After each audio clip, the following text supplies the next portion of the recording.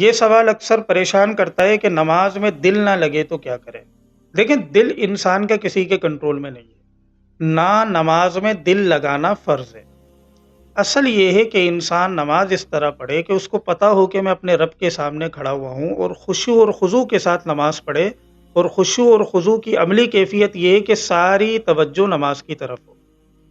تو اپنے اختیار سے ذہن آدمی نہ بھٹکائے۔ بعض لوگوں کی عادت ہوتی ہے کہ وہ گھر کا، دکان کا حساب کتاب نماز کے اندر کرتے ہیں، نماز ہی میں ان کو وقت ملتا ہے اپنی پلاننگ کا، تو اپنے اختیار سے ذہن لے کے جا رہا ہے تو یہ خشوع خضوع کے خلاف ہے۔